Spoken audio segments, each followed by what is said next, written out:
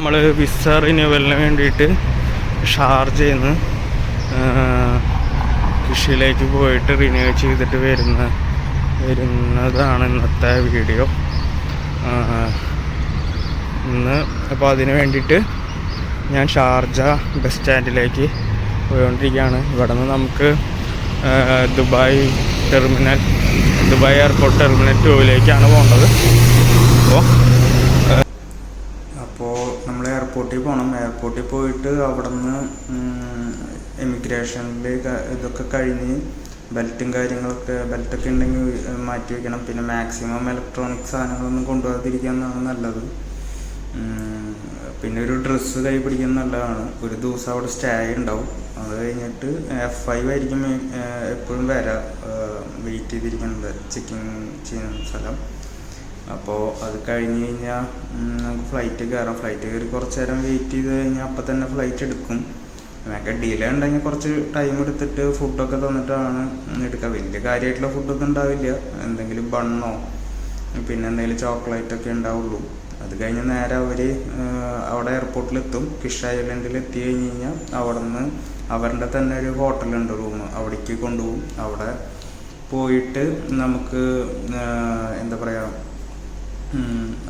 കുറച്ച് ഫ്രഷായി കഴിഞ്ഞിട്ട് അവിടെ നിന്ന് 15 ദിർഹംസിന് ഒരു കിഷ് ടൂറുണ്ട്. അപ്പോൾ ആ കിഷ് ടൂർ പാക്കേജ് എടുക്കുകയാണെങ്കിൽ ഒരു 2 മണിക്കൂർ നേരത്തേക്ക് കിഷ് കുറച്ച് സ്ഥലങ്ങൾ ചുറ്റി കാണിക്കും.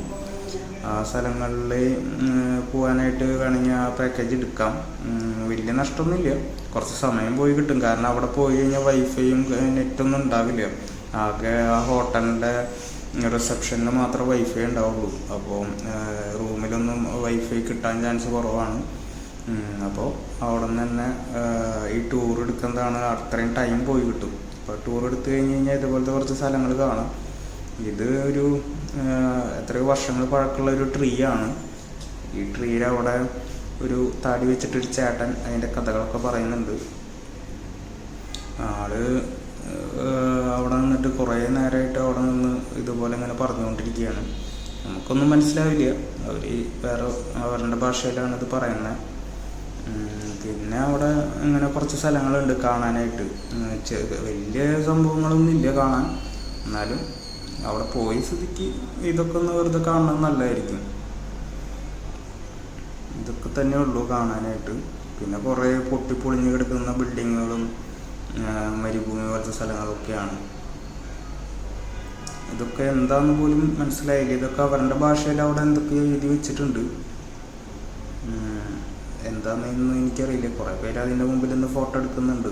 എന്തായാലും വന്നതല്ലേ, അപ്പോൾ ഫോട്ടോ എങ്കിൽ ഫോട്ടോ. ഇത് എന്തോ ഒരു പ്രതിമയാണ്, എന്താണെന്ന് എനിക്കറിയില്ല.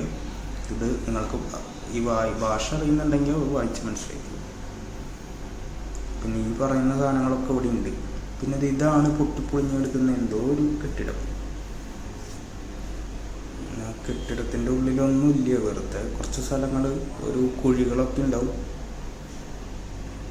അത്ര തന്നെ ഉള്ളൂ. എല്ലാവരും അതിൻ്റെ ഉള്ളിൽ പോയി കാണാൻ നോക്കുന്നുണ്ട്. അപ്പം നമ്മളും പോയി വെറുതെ ഒന്ന് നോക്കും.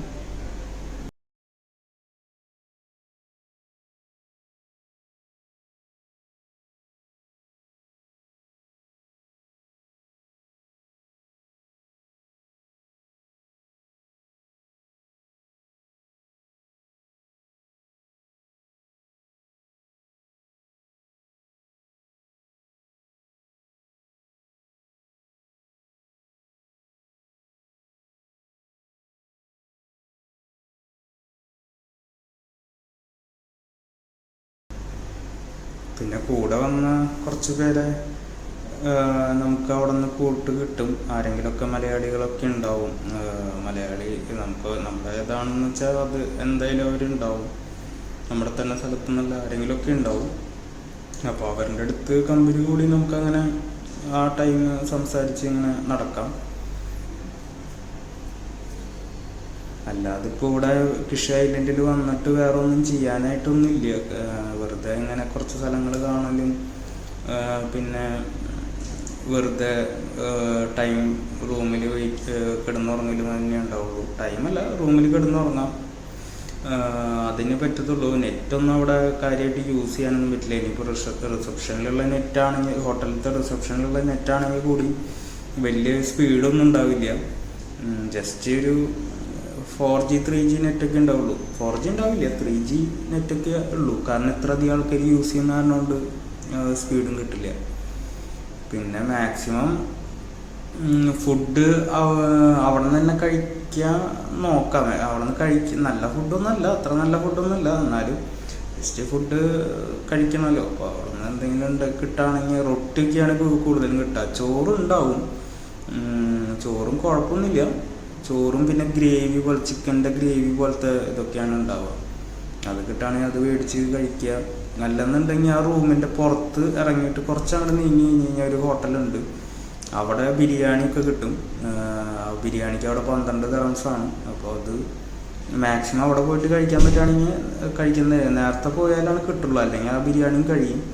ഞങ്ങൾ പോയപ്പോൾ കിട്ടിയില്ല, അത് കഴിഞ്ഞിരുന്നു, കാരണം കൊണ്ട് അതും കിട്ടിയില്ല.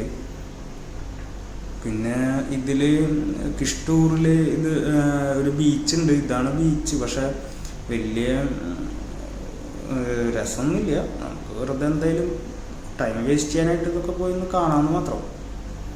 എന്തായാലും ഒരു വേറൊരു കൺട്രിക്ക് പോയതല്ലേ, അതൊന്ന് കണ്ടിട്ട് വരാം, അത്ര തന്നെ, വേറെ ഒന്നുമില്ല. പിന്നെ ഇത് വണ്ടിയിൽ പോകുമ്പോൾ കുറേ കാഴ്ചകളൊക്കെ കാണാം കേട്ടോ.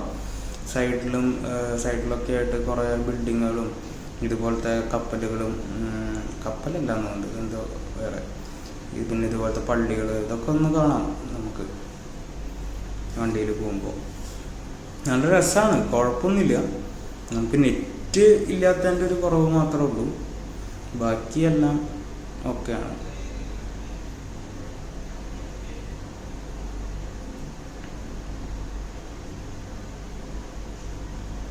പിന്നെ അവിടെ പോയി കഴിഞ്ഞാൽ ഈ പാക്കേജിൽ തന്നെ ഇവർ ഒരു സ്ഥലത്തേക്ക് കൊണ്ടുപോകും. അവിടെ നമുക്ക് ഇത്തിരി വെള്ളം കുടിക്കണമെങ്കിലോ എന്തെങ്കിലും മേടിച്ച് കഴിക്കാനായിട്ടൊരു കടയിൽ നിർത്തും. ഷോപ്പിൽ 2 കുട്ടികൾ ഇങ്ങനത്തെ ഹാൻഡ് മെയ്ഡായിട്ടുള്ള സാധനങ്ങൾ വിൽക്കാതിരിക്കുന്നുണ്ടായിരുന്നു. അപ്പോൾ കുട്ടികളെ കാണാനൊക്കെ നല്ല ഭംഗിയാണ് കേട്ടോ, അവിടെയുള്ള ആൾക്കാരൊക്കെ കാണാൻ നല്ല ഭംഗിയാണ്. അപ്പോൾ കുറേ പേരൊക്കെ അവരുടെ ഒപ്പം നിന്ന് ഫോട്ടോ ഒക്കെ എടുക്കുന്നുണ്ടായിരുന്നു. പിന്നെ നേരെ നമുക്ക് ഇതുപോലത്തെ ഒരു സ്ഥലത്തേക്കാണ് കൊണ്ടുവരിക. ഇവിടെ പൊളിഞ്ഞ് തുരുമ്പ് പിടിച്ചിരിക്കുന്ന ഒരു കപ്പലും പിന്നെ ഇങ്ങനത്തെ കുറേ പ്രതിമകളും കാര്യങ്ങളൊക്കെ ഉണ്ടാവും അവിടെയൊക്കെ. പിന്നെ ഒട്ടക സവാരി വേണമെങ്കിൽ അതും ചെയ്യാം, അതിനും ഇതുണ്ട്. പക്ഷെ നമ്മൾ ചെയ്തില്ല. അതിൻ്റെ എത്ര പ്രൈസൊക്കെ എത്രയാണെന്ന് എനിക്കറിയില്ല, നമ്മൾ ചെയ്യാത്തതിനോട് ചോദിച്ചില്ല. പിന്നെ കുറച്ചിങ്ങനെ നടക്കാൻ തന്നെ, ഇതിൻ്റെ സൈഡിലൂടെ ഒക്കെ ഇങ്ങനെ നടക്കാം. അപ്പോൾ ഇതുപോലെയൊക്കെ ഓരോരുത്തർ ചൂണ്ടൊക്കെ ഇടുന്നുണ്ടാവും. ഇയാൾ വെറുതെ ചൂണ്ടിടുന്ന കേട്ടോ, ഒന്നും കിട്ടണമെന്നില്ല, വെറും ഷോയാണ്. കുറേ നേരം നോക്കിയിരുന്നു, ഒന്നും കിട്ടണില്ല. ആൾ വെറുതെ ഇങ്ങനെ ഇടും, തിരിച്ചെടുക്കും. പിന്നെ നൈറ്റ് നമുക്ക് റൂമിൻ്റെ അടുത്ത് തന്നെ ഒരു ബീച്ചുണ്ട്.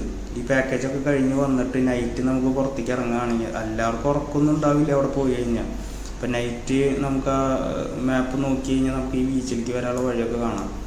അപ്പോൾ ഈ ബീച്ചിലേക്ക് വന്നു കഴിഞ്ഞ് കഴിഞ്ഞാൽ ഇതുപോലത്തെ സ്ഥലങ്ങളുണ്ട്, അവിടെയൊക്കെ ചൂണ്ടിട്ടിട്ട് ആൾക്കാർ മീൻ പിടിക്കുന്നുണ്ടാവും. അപ്പോൾ വെറുതെ നൈറ്റ് വൈബിന് നമുക്ക് അവിടേക്കൊക്കെ പോയി ഒന്ന് കാറ്റൊക്കെ കൊണ്ടിട്ട് വരാം. അങ്ങനത്തെ കുറേ സാധനങ്ങളൊക്കെ ഇരിക്കും, ഇങ്ങനത്തെ കല്ലുകൾ, പ്രത്യേക ടൈപ്പ് കല്ലുകളൊക്കെ ഉണ്ടാവും. പിന്നെ അത് കഴിഞ്ഞാൽ പിറ്റേ ദിവസം ഒരു 11 മണി അല്ല 10 മണിയൊക്കെ ആകുമ്പോഴേക്കും നമുക്ക് തിരിച്ച് പോകാനുള്ള ഫ്ലൈറ്റ് ടിക്കറ്റും വിസയൊക്കെ കിട്ടും. അപ്പോൾ നമുക്ക് തിരിച്ച് പോവാം.